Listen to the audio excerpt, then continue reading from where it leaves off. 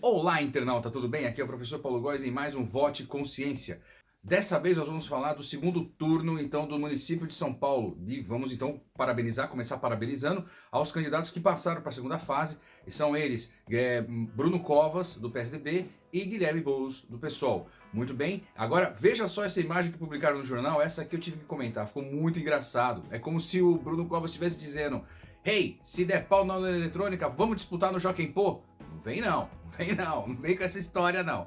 Tem que ser no voto, aliás, mais uma vez, um sucesso da democracia. Realmente, a nossa democracia ela se mostra sempre muito eficiente e com velocidade na votação, na apuração. Foi muito bom. Dessa vez deu um pequeno probleminha na hora de exibição, porque mudou a forma de transmissão de dados, mas deu tudo certo, normal. Temos um sistema muito robusto, tá tudo legal, foi muito legal. Parabéns a todos que votaram e todos que também participaram de alguma forma dessas eleições, mesários, presidente de mesa, enfim, todo mundo aí. Foi realmente um sucesso. Para esse segundo turno, que nós temos apenas 15 dias, ou seja, é o segundo turno mais curto da história por conta, evidentemente, da pandemia do novo coronavírus. Então, é um segundo turno super sprint. E isso pode ser 15 dias definitivos, né? Às vezes o suficiente para mudar as eleições. Mas uma coisa que a gente vai falar hoje aqui é sobre os vices de cada um dos candidatos que passaram. Primeiro, vamos falar o porquê que a gente decidiu explicar sobre os vices hoje. Veja só o que o governador João Dória disse na coletiva de imprensa do dia seguinte depois do pleito do primeiro turno. E sobre as eleições, governador, eu queria um comentário do senhor sobre o resultado do primeiro turno aqui na capital e também sobre a declaração do candidato Guilherme Boulos, que ontem disse que competiria com o senhor no segundo turno. Obrigada. Mayra, em relação à colocação feita ontem, eu assisti pelo candidato Boulos à Prefeitura de São Paulo, eu recomendo que ele se concentre naquilo que ele deve, ou seja, a Prefeitura de São Paulo. Ele não está disputando o governo do Estado de São Paulo, e sim a Prefeitura do Estado de São Paulo. Se alguém entra numa eleição para disputar a Prefeitura de São Paulo, pensando no governo de São Paulo, tem mais chances de perder do que de ganhar.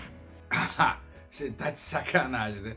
É impressionante isso, cara, é impressionante. Nós vamos relembrar aqui rapidinho. Simplesmente, o João Dória, hoje atual governador de São Paulo, ele fez uma campanha para prefeito de São Paulo, para prefeito da cidade de São Paulo em 2016. Na chapa tava ele e o Bruno Covas. E agora ele vem com essa. Bom, ok, mas essa declaração deixa muito clara que é muito importante que você conheça o vice daquele quem você está votando. É muito importante, porque você não sabe quando ele vai precisar se ausentar. Então é muito importante você saber quem é o vice, porque nem sempre você vai ter aquele candidato que você elegeu disponível 100% do tempo, entende? Então aqui a ideia desse vídeo do Vote Consciência é trazer informação dos dois vices. Vamos começar com quem chegou na frente no primeiro turno, que foi o Bruno Covas. Vamos falar então do vice dele, o Ricardo Nunes. O Ricardo Nunes não foi de forma nenhuma o primeiro cara a ser pensado na chapa do PSDB. De jeito nenhum, né? Ele, pelo contrário, veja só, a candidatura do Ricardo Nunes, a entrada dele na chapa só foi anunciada no dia 11 de setembro de 2020, ou seja, há pouquíssimo tempo. Até então, até o dia 10 de setembro, veja, até o dia 10 de setembro, ninguém tinha nome nenhum para a chapa para ser vice. E o mais curioso é que ninguém sabia mesmo, nem o próprio Ricardo Nunes sabia disso. Ele foi considerado um azarão. O Ricardo Nunes é do MDB, ele não é do PSDB, ele é do antigo PMDB. É isso mesmo. O governo do estado de São Paulo atualmente é comandado pelo João Dória, que vai concorrer à presidência em 2022, que ele deixa claro isso todos os dias. Ele já deixou claro também que ele vai querer como sucessor dele o Rodrigo Garcia, que é seu vice. Né? E o seu vice ele é do Democratas, não é do PSDB nem do MDB, certo? Então o que acontece? O Democratas então já tem um nome da coligação envolvido com cargos de executivos importantes, né? Então o Rodrigo Garcia vai ser o nome para a sucessão do João Dória em 2022. Agora, já com esse dado, eles não poderiam, ou não seria justo com os outros partidos da coligação, deixar mais alguém dos democratas assumindo então a vice-prefeitura aqui da cidade de São Paulo. Então eles sugeriram o MDB. Só que o MDB, ainda assim, ele não pensou, vamos colocar já de cara o Ricardo Nunes. Não, pelo contrário. O MDB, ele primeiro pensou no José Luiz da Atena, exatamente, o cara da televisão. Ele é muito popular, como ele é filiado ao MDB, então ele tinha essa possibilidade de fazer parte também como vice. O próprio presidente do partido do MDB, que é o Baleia Rossi, falou, cara, se não for o da Atena, então vai ter que ser o Ricardo Nunes. Então, a indicação do Ricardo Nunes veio do presidente Baleia Rossi. Assim, outro motivo de que foi escolhido o Ricardo Nunes foi justamente para não ter nenhum nome muito de peso na vice-candidatura, porque se o eleitor, olha só a ideia dos caras, eles falaram, não, se a gente coloca um nome muito de peso aqui, vai ficar parecendo pro eleitor que o Bruno Covas vai querer sair da prefeitura, assim como duas vezes aconteceu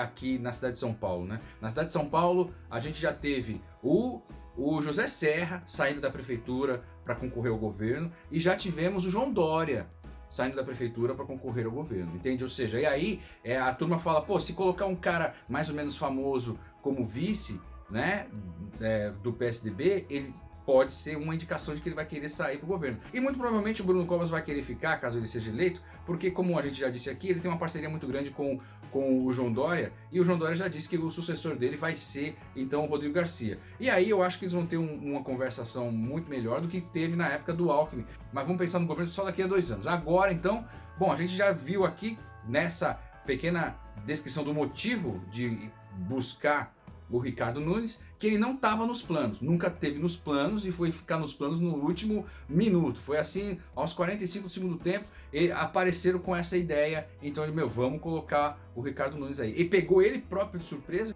Agora vamos falar como é que foi escolhida a Luíza Erundina, que é a vice do Guilherme Boulos. A Luíza Erundina não precisa nem dizer, né? É uma senhora de 85 anos de idade. Desses 85 anos, eu acho que 90 foi dedicado para a política, ou seja, a vida inteira dela foi dedicada à política. Ela é uma nordestina que veio para São Paulo, inclusive ela foi eleita já prefeita de São Paulo lá nos anos 80, em 88, né, onde ela foi a primeira mulher a assumir a cidade de São Paulo.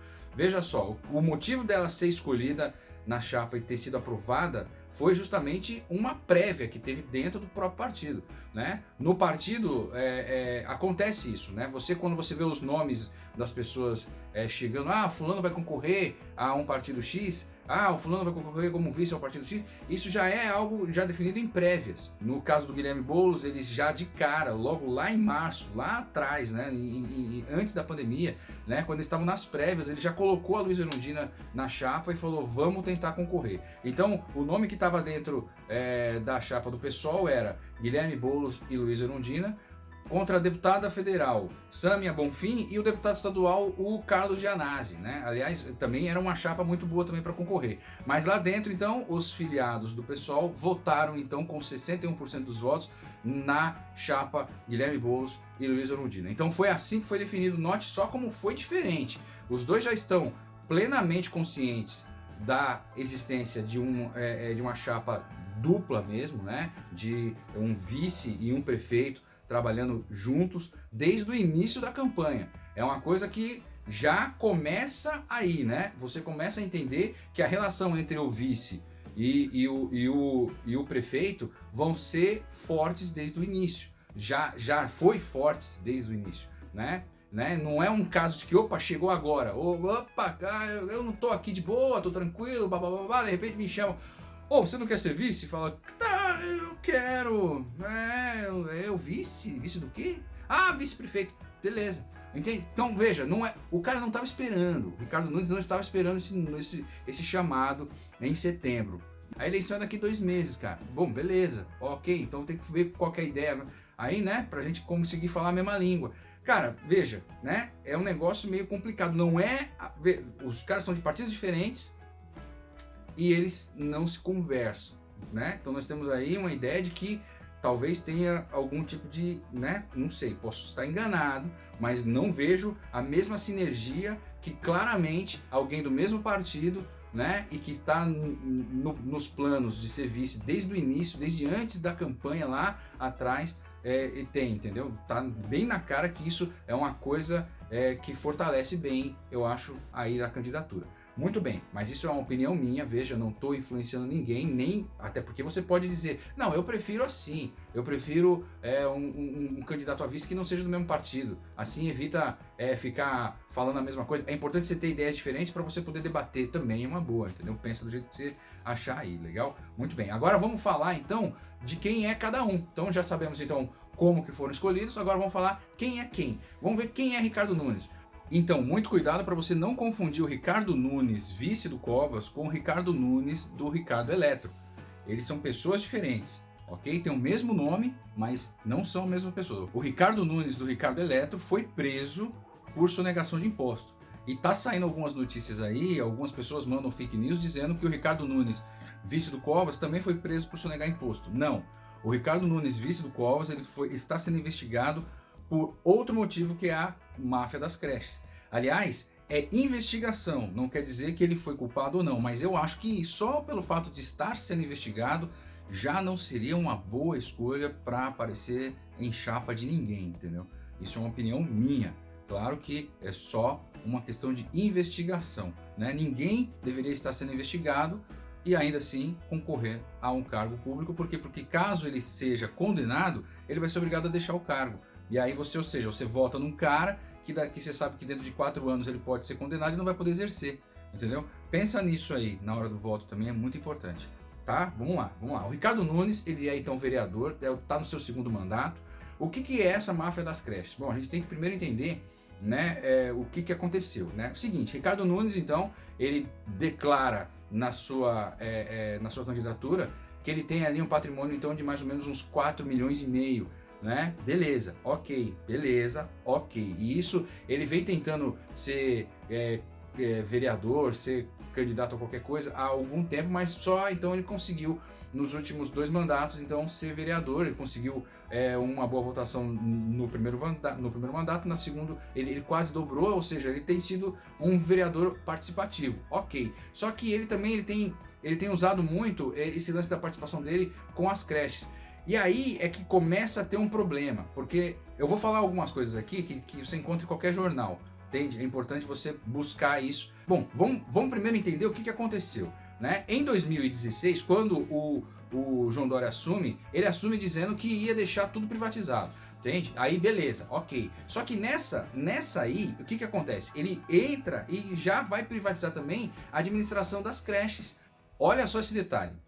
Existe uma associação, essa associação, Associação dos Amigos da Criança e do Adolescente, chamada também como ACRIA, ela foi contratada pelo município de São Paulo para administrar as creches do município. Beleza, muito bem. Só que quem é essa ACRIA? Essa associação ela foi criada em 2007, só que entra em 2016, como presidente dessa associação, alguém que foi ex-funcionária do Ricardo Nunes, né? Porque, veja, o Ricardo Nunes, como eu disse, ele já está no seu 2º mandato como vereador. Nós estamos falando aqui da Eliana Targino. A Eliana Targino, então, ela é uma ex-funcionária do Ricardo Nunes e assumiu, então, a presidência da associação que vai tomar conta das creches. Até aí, tudo bem, as pessoas têm que trabalhar, não tem problema. O problema é que assim que ela assume, ela contrata para fazer a dedetização das creches. Qual empresa? A Nikkei. Aí entra um problema, porque a Nikkei, que é uma empresa de dedetização, ela é uma empresa do Ricardo Nunes. Ela é uma empresa do Ricardo Nunes. E ele fez uma pequena fortuna, né? E é uma empresa grande, já com 400 funcionários, é uma empresa que ela nasceu para dedetizar os portos, né? Porque muitos grãos eram perdidos por pragas dentro dos portos, né, enquanto esperavam, né, o seu desembarque e tudo mais. Então, ele nasceu nisso, né, uma empresa de dedetização. O Ricardo Nunes, o próprio Ricardo Nunes, ele tem uma participação de uma outra Nikkei, não foi a mesma que foi contratada pela Acre. Mas a que foi contratada pela Acre tem os nomes da esposa e da filha do Ricardo Nunes. Então, veja só esse trecho aqui que eu tirei de uma reportagem da Folha de São Paulo. A empresa Nikkei Serviços tem como sócias Regina Carnovale Nunes, mulher do vereador Ricardo Nunes, e Maiara Barbosa Reis Nunes, sua filha. Elas receberam por serviços de dedetização dos imóveis onde funcionam 8 creches controladas pela Associação Amigos da Criança e do Adolescente, ACRIA. A presidente da associação, Eliana Targino, é ex-funcionária de Nunes e o vice-presidente, José Cleanto Martins, é pai de uma assessora do parlamentar, ou seja, tá todo mundo envolvido aí. E isso aí é uma coisa que precisa ser esclarecida. Depois vem a defesa do Ricardo Nunes dizendo, não, peraí, pô, a Acre aí, ela existe desde 2007. Eu vi lá, realmente, existe mesmo desde 2007. Só que em 2016 a presidência muda para essa Eliana Targino. E aí eu não entendo, porque foi 2016, cara. 2016 foi logo depois que o prefeito assumiu, né? Que o prefeito João Dória assumiu, né? E que já estava com planos de entrar na gestão o próprio Bruno Covas, porque ele é o vice, ok? Muito bem, então você vê como tem alguma coisa nebulosa a respeito do vice do Bruno Covas. Agora vamos ver quem é a Luísa Erundina. Cara, difícil de falar dela sem pensar em lisura, em uma pessoa totalmente honesta, um político honesto tem que pensar em Luísa Erundina, né? É meio difícil dizer o contrário. Então você não consegue encontrar nenhuma mancha na história dela. Teve até uma reportagem na Isto É, né, em 2009, que trouxe um caso em que o nome dela estava envolvido e que ela tinha que devolver uma grana para a prefeitura. Se liga nesse trecho, vamos lá. Isso, na Isto É de 2009. Tá aqui, de acordo com a decisão do STF, a hoje deputada federal pelo PSB tem até meados do ano que vem, ou seja, 2010, para devolver aos cofres municipais cerca de R$350 mil.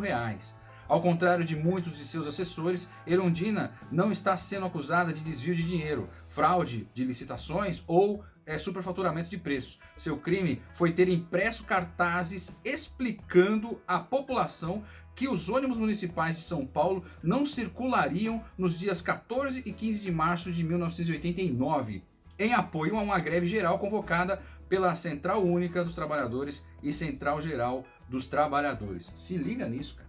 Mas a reportagem continua mais uma parte ali, se liga. A ação, que ocorre há mais de 20 anos, já foi encerrada.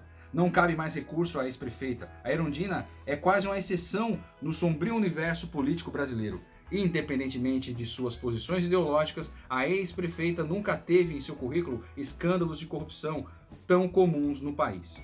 Olha só que coisa, né? Os bens declarados da Luísa Erundina chegam a quase 1,5 milhão. Bem diferente dos bens declarados do Ricardo Nunes, que é 4,5 milhões. Então é importante a gente ficar ligado, ficar entendendo do que está acontecendo, porque pode ser, pode não ser, a gente pode estar aqui apenas elaborando, né? Porque a gente só está pesquisando coisas que estão aí públicas para a gente analisar antes de votar, entendeu? Então é isso que a gente está fazendo aqui.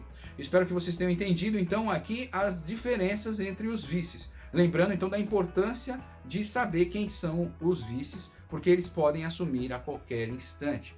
Pode ser que eles sejam os nossos governantes. Então é importante que eles sejam, se eles forem nossos prefeitos, nós devemos saber quem que nós estamos lidando, né? Então veja, a intenção desse voto consciência era esclarecer, então aqui, a gente só vai dizer o que a gente sabe desses candidatos para que você tome a sua decisão, entendeu? É isso aí. Aí a gente vai pôr as fontes, todas elas, aqui embaixo na descrição, para vocês ficarem sempre informados e saber que o que a gente está falando, não estamos falando em prol de nenhum candidato. A gente não vai direcionar você para votar em ninguém. A gente vai te dar informação para que você vote do jeito que você achar melhor. Para você, por exemplo, se não fosse vice, se fosse o candidato, né? Você votaria em quem?